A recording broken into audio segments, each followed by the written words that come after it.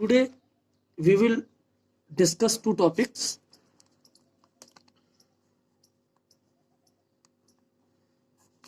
Number one,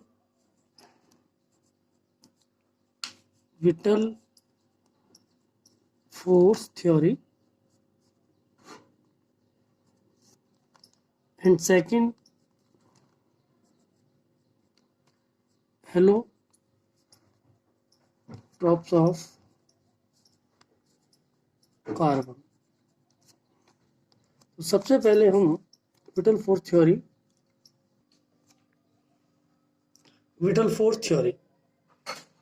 इस whittle force theory में whittle force theory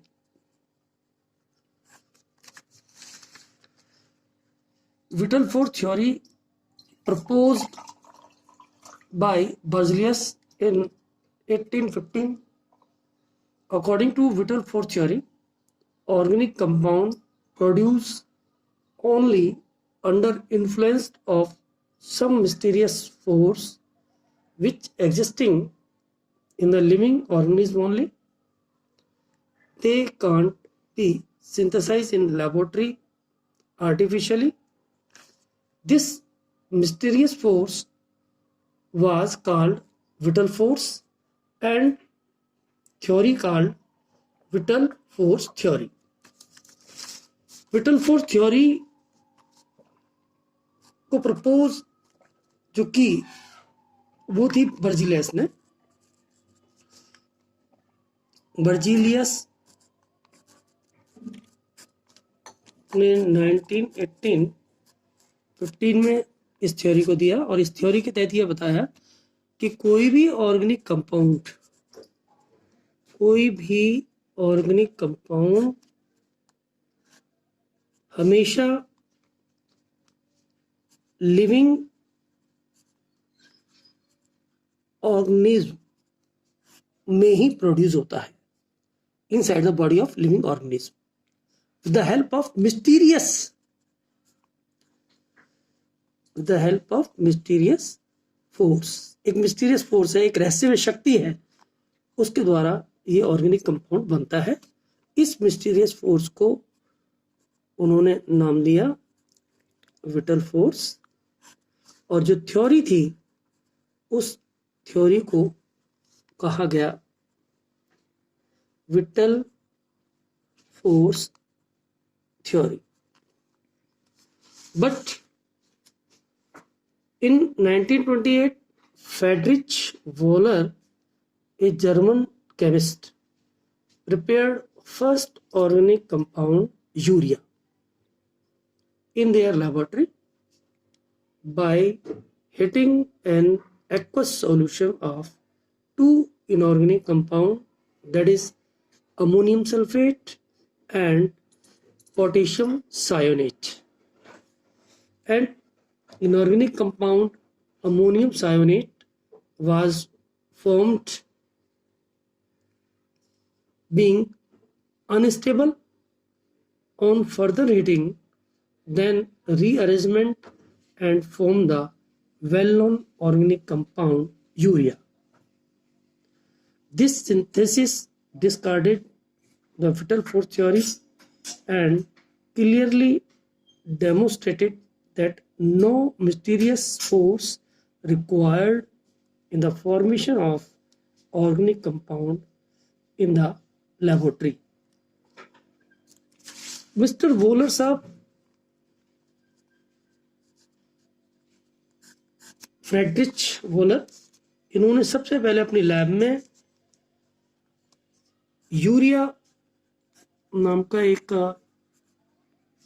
organic compound prepare किया with the help of aqueous solution of ammonium sulfate NH4 whole twice SO4. It is known as a ammonium sulfate, and another aqueous solution is KCNO, potassium cyanate, and on heating ये positive negative, ये positive और ये negative. जैसे ही ये reaction करेंगे तो एक inorganic compound बनकर तैयार होता है NH4 CNO प्लस K2SO4। इसको बैलेंस कर लेना आप लोग। ये एक इनऑर्गेनिक कंपाउंड है और ये अनस्टेबल होता है। ठीक है बच्चों। और जब हम इसको फर्दर हीटिंग करते हैं तो रीअरेंजमेंट की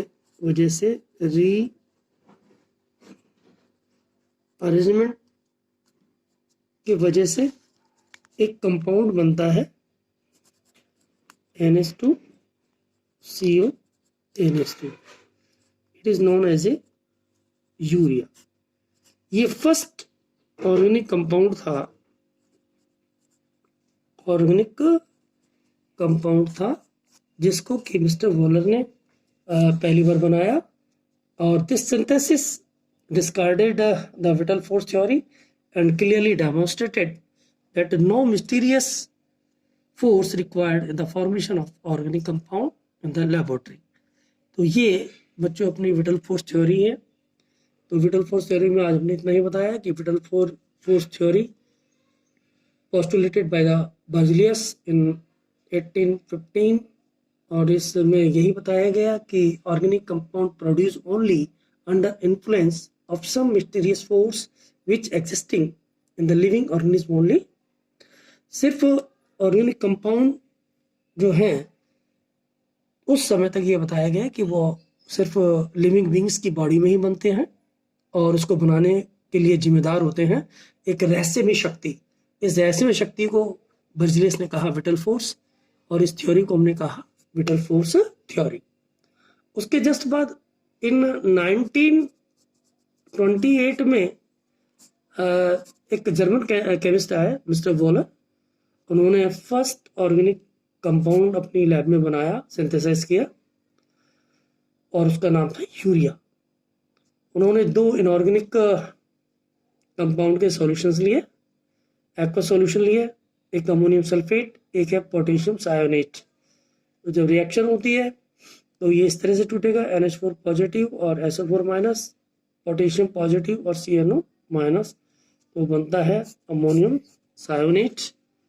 and further during the heating ये एक इनऑर्गेनिक कंपाउंड है लेकिन ये अनस्टेबल है। जब हम इसको फर्दर गर्म करते हैं तो इसके अंदर रीअरेंजमेंट हो जाता है और बन जाता है यूरिया। सेकंड टॉपिक जो है वो है allotropes of carbon. Allotropes of carbon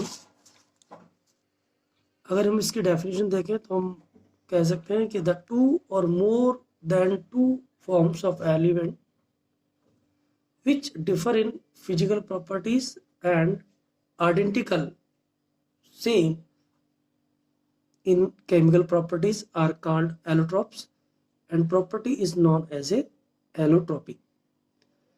तो यहाँ पर अगर कार्बन की एलोट्रोपी फॉर्म के बारे में देखें हम सिंपली कह सकते हैं कि कार्बन के एलोट्रोपी फॉर्म को हम 2 भागों में डिवाइड कर सकते हैं। 2 भागों डिवाइड करते हैं, crystalline form and non crystalline form और एमॉर्फस। क्रिस्टलाइन फॉर्म के अंदर कार्बन एक विशेष जियोमेट्री के अंदर अरेंज रहते हैं और क्रिस्टल बनाते हैं। Carbon atom arrange in A definite geometry and forming a crystal, so it is known as a crystalline form of the carbon। It is 3 type: diamond, graphite and fullerene। Non crystalline form also known as a amorphous and it is a various type: coal, coke, wood charcoal, animal charcoal and lamp black। Diamond के case में देखें it is a very important allotropy form of the carbon. About the diamond, diamond is a purest form of carbon. Diamond can be synthesized from pure carbon at a high temperature and pressure. Diamond is a giant molecule of carbon. Diamond जो है एक तरह से जितनी भी, और diamond ही नहीं, जितनी भी एलोट्रॉपी फॉर्म है वो सब प्योरेस्ट एलिमेंट है, यानी प्योरेस्ट कार्बन है। यहाँ एलिमेंट के रूप में कार्बन हम बता रहे हैं। दूसरा, अगर हमको इसको सिंथेसाइज करना है तो हमें प्योर कार्बन लेंगे और इसको हाई प्रेशर पर, हाई टेम्परेचर एंड प्रेशर पर यदि हम इसको दें लैब में तो इससे क्या बनकर तैयार होता है बच्चों? डायमंड। और तीसरी बात यह है कि diamond is A giant molecule of the carbon. जो डायमंड है ये एक कार्बन का बहुत ही बड़ा एक मॉलिक्यूल है, क्योंकि इसमें लगातार कार्बन कार्बन से जुड़ता चला जाता है। अगर हम स्ट्रक्चर की बात करें, तो सिंपली हम कह सकते हैं कि in diamond each carbon atom is attached with 4 other carbon atom by strong covalent bond in a tetrahedral manner to forming a rigid 3-dimensional network structure. इसका मतलब ये है कि एक कार्बन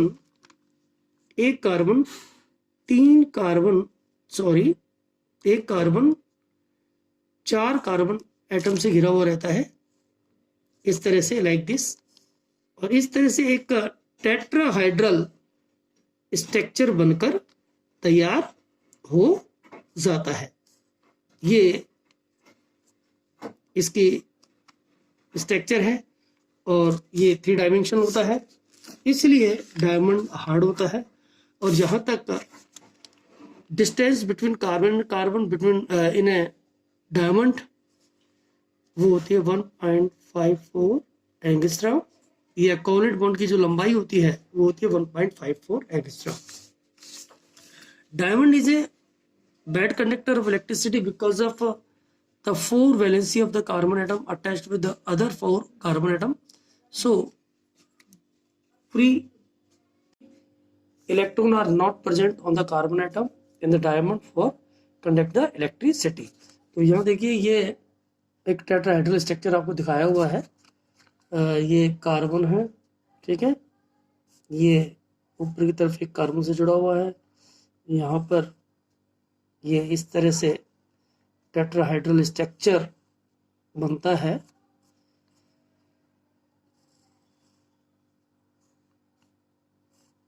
ये टेट्राहाइड्रल स्ट्रक्चर है इसका। तो यहाँ पर इस कार्बन के चारों valence electron others carbon atom से एक एक बॉन्ड बनाए हुए हैं, तो there is no free electron on it, इसलिए ये डायमंड इलेक्ट्रिक का बेड कंडक्टर है। Diamond is a hardest occurring substance in nature till date due to 3 dimensional network structure. ये हम कह सकते हैं टेट्राहेड्रल स्ट्रक्चर के कारण डायमंड कैसा होता है? हार्डेस्ट। इसका मेल्टिंग पॉइंट भी ज़्यादा होता है, क्योंकि a large amount of energy is required to break the network of strong covalent bond of the diamond crystal. ये कोवलेंट बॉन्ड जो होते हैं ये स्ट्रॉन्ग होते हैं, इनको काटने के लिए बहुत ज़्यादा एनर्जी चाहिए होती है, इसलिए डायमंड का मेल्टिंग पॉइंट हायर से। Refractive index of diamond is 2.5, so it can reflect and refract the light. As a result, diamond is a transparent and extraordinary brilliant substance. Refractive index इसका 2.5 होने की वजह से ये लाइट, आने वाली लाइट को रिफ्लेक्ट और रिफ्रैक्ट दोनों ही कर देती है। इस वजह से डायमंड क्या होता है? ट्रांसपेरेंट होता है, ठीक है। जहाँ तक डायमंड की अगर केमिकल प्रॉपर्टी की बात करें तो डायमंड जनरली इनएक्टिव होता है। यूज की हम बात करें तो because of hardness of diamond, खासतौर से black diamond, diamond use as a glass cutter, क्योंकि ये काफ़ी हार्ड होता है। मेकिंग बोर्स, रॉक और स्टोन की जब ड्रिलिंग करते हैं तो इसमें जो बोर्स होते हैं वो इसी से ही बने होते हैं। Making die for a drawing wire of metals, making precious jewelleries, needle of phonogram due to sharp edge of diamond, used by eye surgeon as a tool, diamond knife for remove cataract from eye। बच्चों यहाँ पर मैंने अभी आपको बताया कि diamond के अंदर जो स्ट्रक्चर है, कार्बन कार्बन अपने आपस में टेट्राहेड्रल मैनर में जुड़े रहते हैं। दो वैलेंसीज के बीच में जो बॉन्ड एंगल है वो कितना है, 109 degree to 28 minute। It is known as also known as a tetrahedral angle। और बॉन्ड लेंथ मैंने आपको बता ही दिया है 1.54, और ये इसका 3 डायमेंशनल स्ट्रक्चर ऑफ डायमंड।